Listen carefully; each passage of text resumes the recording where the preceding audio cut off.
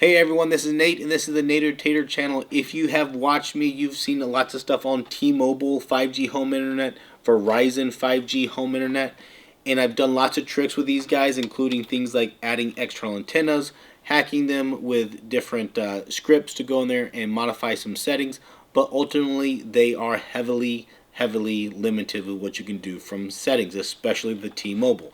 So now I've really started playing with other 5G modems, routers, gateways. Some of them are kind of a combination of those different devices, but this one here is the Peplink BR1 5G Pro router, or cellular modem and router, and this is really a whole different league than these gateways that they provide you, but it does cost you money. So that's the biggest downside to it. But I want to go through the features. I show you speed tests. I also talk about how I get these services. I actually have the T-Mobile 5G internet working in here, as well as the Verizon one working here. So let me kind of talk about that real quick, how I did that, as well as what type of speeds I see on this relative to those, and some of the other features. Now, this is basically what you get in the box. The antennas are not screwed on, but besides that, that's pretty much what is in here. There are a couple more things here that I will show you. It does have a GPS antenna that I don't have plugged up. That obviously is useful to have in there if you need a very precise GPS location. It does come with some little cable management Velcro, and it comes with some screws here just for mounting this. It does have 4 holes that you can mount this. If you're even putting this in something like an RV for going out traveling or camping, or if it's going on a wall or industrial space, you can obviously bolt it down. Now, the instructions are lacking as far as what comes in the box itself, but that's where videos like this help, or other instructions online. So Waveform is a company that actually did send me this for testing. They didn't give it to me. They loaned it to me so I can see how well it does, and I have to send it back to them. But you can buy it from them, obviously, and there's a 5% discount code that you can get in the video description to get that. Now, for the instructions themselves, what it shows you is basically hook it up to power, hook up a Ethernet cable to a computer, or hook it up through Wi-Fi instead of Ethernet cable, and then you go into your web browser and go to 192.168.50.1 to log into it. So that's what I will do. I'll show you some of those features, and the other thing before I get to the login is just what all these antennas are, and that is the 4 here on the side. These are the cellular antennas, so it's a 4x4 MIMO, capable device, and you can hook up, other antennas. In fact, Waveform will be more than happy to sell you some other antennas to hook up that are stronger, more powerful, and obviously the other big benefit is you can locate them at a different location than where the actual modem and router are located. On this side, the 2 bigger ones, these are the Wi-Fi. Now this one has a built-in Wi-Fi 6 router, so that's the I guess not quite the latest. There's a Wi-Fi 6E that's starting to trickle out, but Wi-Fi 6 is certainly very capable of very fast speeds, over a gigabit per second, and good range and whatnot. So a good Wi-Fi router is built into this device. Then you can see here there is 1 Ethernet WAN port, and there's 2 LAN Ethernet ports. And then if you needed more Ethernet ports, you could hook up a switch to this or whatnot and get more Ethernet ports if that was something that was needed. But on this back side, you can see I don't have the GPS antenna plugged in. That's the open port. But then right beside that is 2 SIM card slots. So these are nano slots, and it's a 4FF slot. And what the reason there's 2 of them is not so you can use 2 at the same time, but it's basically a backup, a failover, or redundancy that you can put in there. And I'll talk about a little bit of that you can have multiple WAN connections, meaning the cellular, you can have the Ethernet WAN, you can also do WAN over Wi-Fi. So I'll talk about some of that here as we log in to this device. I typically do the setup stuff over Wi-Fi because it's the easiest. The Wi-Fi SSID and password is on the bottom of the unit itself that you can look at, but also you can just look in there. It's typically Pepwave and then some random numbers or letters out there, so you can find that and you can connect to it. And then you go to your web browser. You go this 192.168.50.1 for this device, and then I guess I don't show it here, but it will typically give you a warning that it's not the certificate's not signed. You can hit advanced and then proceed anyways, so that you continue on to this login page. And then you log in. The first time you log in, it will be admin, and then it will force you to change the password on that device before you can continue to these settings here. So here you can see, it is connected right now. You can see there's a SIM card in it.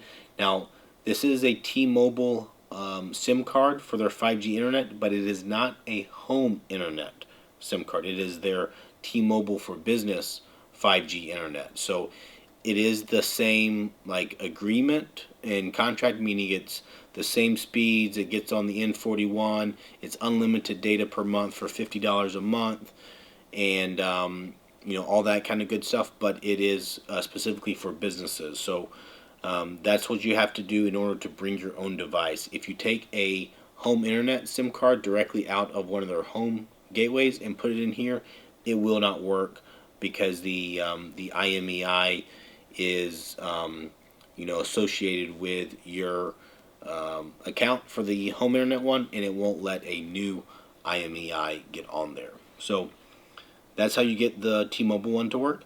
And then in here you can see there are lots of settings. This is just the dashboard page, but the first thing you see here is WAN connection status. And so it shows you the top one is a Ethernet WAN. So that would be for this WAN port here. And that one I have as highest priority. If cable's connected, that should be my main WAN. But next you see I have cellular, and that is this SIM card in there. And then priority 2 that you can see is on standby is Wi-Fi WAN. So this is actually over its Wi-Fi connected to my home Wi-Fi, which right now is hooked up to another Verizon box currently to keep my my home alive and connected to the internet. If I were to unplug that SIM card, it would instantly switch over to that Wi-Fi and keep my connection going through this Pepwave. But you could also add the 2.4 gigahertz Wi-Fi. You can add a virtual LAN WAN connection there. You can see those two are disabled. And then on here you can see you have settings. If I click onto cellular here, this is where I set up my settings for this SIM card. So you can see in here I have that connection priority at the top is always on. You could have it as a backup connection if you wanted something else to be your primary. You can change the network mode if you wanted to. I guess a note on that is this device is officially certified for Verizon, AT&T, T-Mobile, and US Cellular. So I think it covers basically all of the US with that. And then, if you have Mint or, Tello, all these other different ones, those use those networks, right? So that means this device is approved for basically all of the US from a compatibility standpoint. And then here you can type in your own DNS servers. You can do the IP pass-through if you wanted to. And then the other kind of key thing is how you set up for the SIM card. So this T-Mobile SIM card is in SIM card slot B. That's what I have kind of set up for T-Mobile. SIM card A I have set up for my Verizon one. So you can see on B here, right now I just dropped down this custom setting for the band selection. So this is where you can actually tell it what bands you want it to connect to or not connect to. So everyone with a check mark says it's allowed. So if you wanted to connect to a specific band, you could clear that and say, hey, you know what? I only want to be on 5G NSA N41, which, if you know anything, the NSA means non-standalone, so it actually can't be connected to just that one. You have to give it an LTE anchor. But I can say, I like my LTE Band 2 anchor, and you obviously need to know a little bit about your surroundings and what signals are available and perhaps which ones are the best. And you can do that in here by having them all, make it auto, and then you can see what speeds you get, and then you can start to uncheck different bands and see how your speed changes with different bands. The other thing you can do here is on the network mode, you can change it from auto to 5G standalone. So that's 5G SA. So that would be kind of the next generation of 5G connectivity, where you're no longer using a 4G LTE anchor. And I actually will do some testing. I'll show you the speeds that I get with 5G SA here in a minute. Alright, so next you can see operator settings.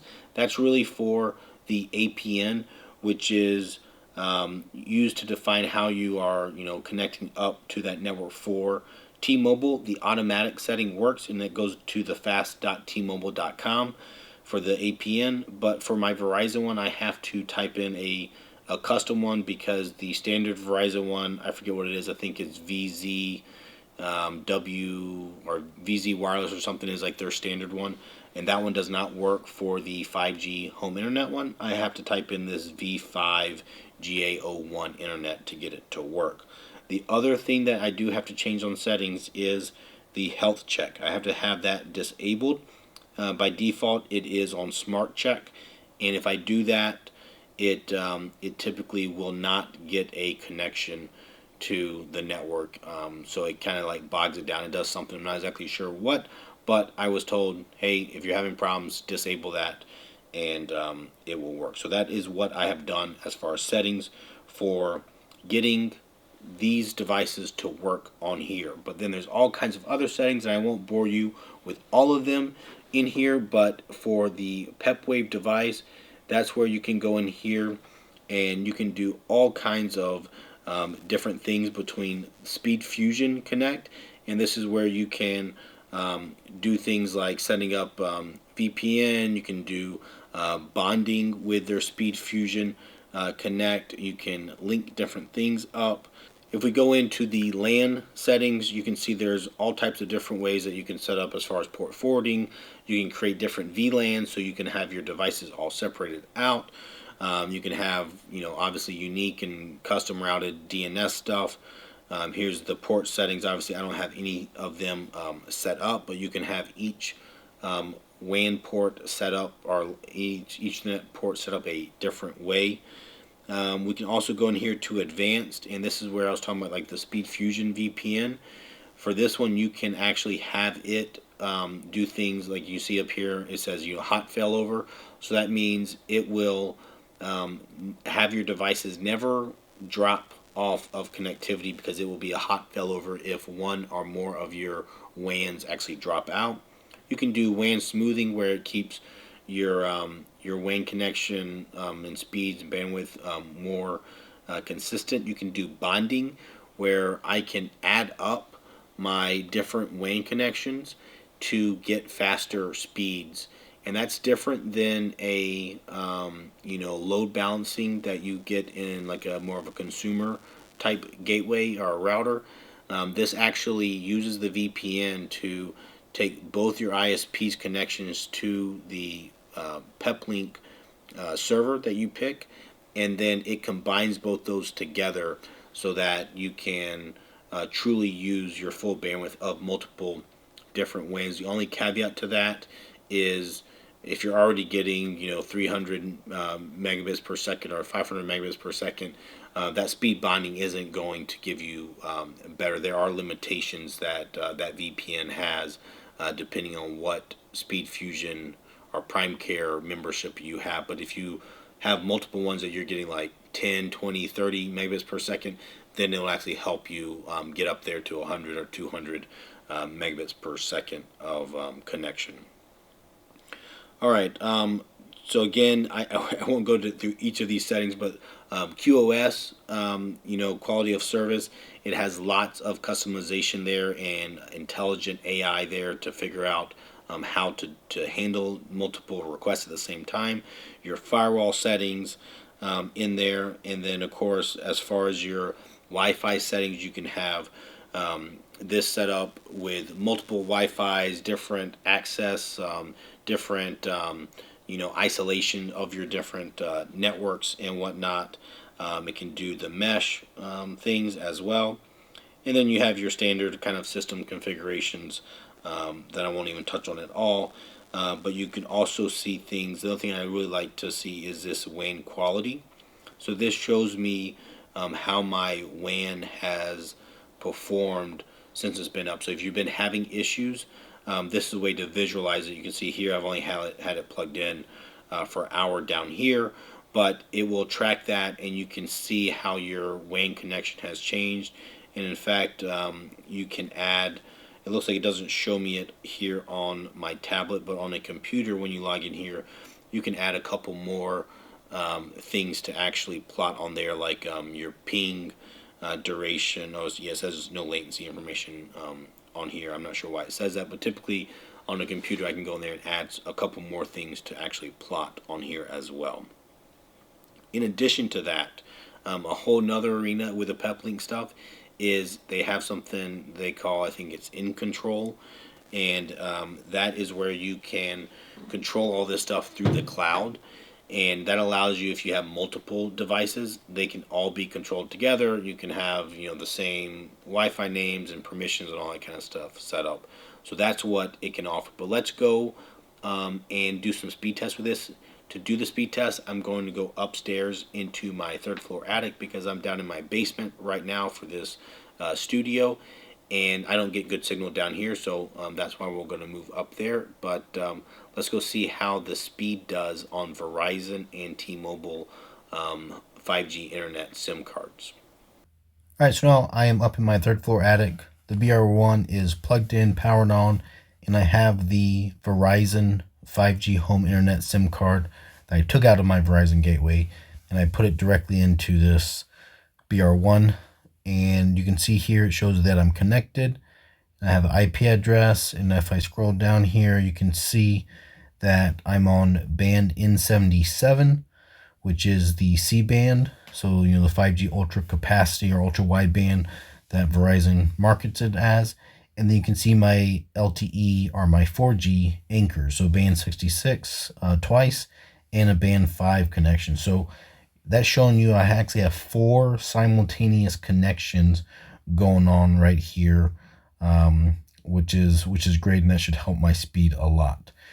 And then what else is cool here is we can go back up here to this WAN connection status. I don't have a cable plugged into the WAN Ethernet port, but I could have that plugged in to another ISP, or like, for example, my T-Mobile gateway. I could have that plugged in, and I could have these either share connection and do like load balancing. I can use the SpeedFusion VPN to actually bond those two connections together, so I'm utilizing both of them, and if any of them were to fail, it would just default to the other one as well.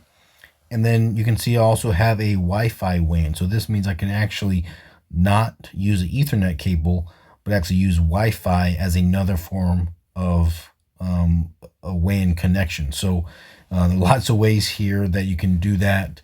And you can also have the second SIM card be a backup. So if one SIM card fails, it would back up to the second SIM card. So lots of ways to get a WAN connection, lots of redundancy here. And even with Peplink's SpeedFusion setup, you can actually combine some of those bandwidths together. So for example, if they were slow, you can combine lots of them. If you're getting 5 or 10 megabits per second or 20, 30 megabits per second, you could combine them up and get a couple hundred megabits per second speed. So let's go in here to do a speed test. I guess the one thing I will say before I do that, let me just click on the cellular here and show you what I had to do. So right now I have it just in the SIM card A, and you can see I did not do any band locking on the SIM card A. SIM card B, I had it for T-Mobile. I'll show you that in a second here. And I did do a band lock there. But for Verizon, you do have to put in this custom APN. So this V5GA01 internet is required to get a connection. So that's the only custom setting. And then the other thing you do have to disable is this health check. So that's all I had to do as far as the settings go on the Peplink to get the Verizon home internet to actually work. So let's go do a speed test. Okay, so here we are. We'll just let it automatically pick a server for us. Picked out Verizon in Detroit. And we can see here, typically I'm getting around 300. Right now, maybe it's slightly less. Looks like 250. So I get about 250 to 320 is typically the speeds I get on the Verizon. Okay, so there we go. This is at 9:42 p.m. at night, so still a little bit in the peak area. So I'm a little bit slower than some of my max is typically about 320 and down and about 20 to 25 up. So this is still a good result here, and this is at least equivalent, if not better, than the Verizon gateway at the same time as well. So that's the key thing to note is I'm getting the same speed, but I have a lot more functionality with this BR1 because of all my secondary WANs or my secondary setups. All right, so let's switch it out and go to a T-Mobile. All right, so I just gave it a couple minutes to make a connection there with the T-Mobile SIM card in, and we can see it hopped on 5G NSA. And so you can see I am on 5G band N41, which is T-Mobile's ultra capacity, so their faster 5G network there. And then you can see my LTE anchor is band B66. So those are good bands to be on. All right, so let's go in here to the speed test now and just run it on this N41 5G NSA connection just to see what kind of speeds we're getting. Okay, so there we go. So not terrible. My downloads around 106, my uploads around 16. So that's not terrible. But let's go back in there and just check and see what happens if I change my bands on T-Mobile. All right, so to change the bands, I go in here to Cellular. I scroll down. I'm on SIM card B this time to force myself off of N41 now. So I'll just go in here to 5G NSA, kick off N41, and now that means that it will basically have to connect to N71. And now when I did that, you saw that my cellular went to connecting and instantly my Wi-Fi WAN went to green. And then as soon as I got connection back on the cellular, my Wi-Fi WAN went back to standby in yellow.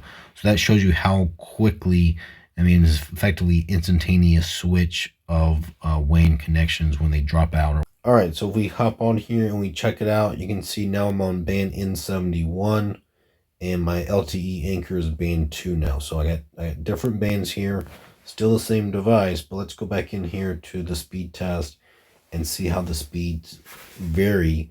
And what you'll see is that this is going to be very variable based off of your own tower and signals for each of these bands. So it doesn't always mean for you that this will be actually slower. Typically, N41 is going to be your fastest, especially for download. But sometimes you can get a lot faster speeds for upload on N71. And even sometimes the download can be faster depending on your exact network and your signal. So it's going to vary based off your exact location. But here you can see I did get faster upload. But I did get way worse download. So it's just something you'll have to test yourself and see what is the best. All right, I did want to show one more thing on T-Mobile actually, and that is that now they have 5G SA, which is 5G standalone, that is rolling out some places. And what is key about that is that not all of the devices, in fact, all of the current T-Mobile gateways, I think, do not support 5G SA, but this device does. So if I now, you saw what I did there, I changed the band, or I think they call it network mode, from auto to, I'm forcing it to 5G SA. And all that does is basically for the band selection, it only selects the standalone connection. So I can actually hit save and apply. And now I'm going to be telling the BR1 to only do a standalone 5G connection. And not all the towers support it, but if they do, sometimes you can hop on both N71 and N41, for example, and you can do carrier aggregation with the standalone. Mine, at least the last time I checked it a couple of days ago, it was only on a N71 for a 5G SA, but we'll see what it gives us here, and then we'll do a speed test and see what it provides. All right, so it gave me an address there, and we can scroll down here, and sure enough, I'm on the 5G SA network, and I'm on band N71. So this is telling me that I am fully connected there to a SA connection. Let's go back to my speed test and just see what happens to my speeds with a standalone connection.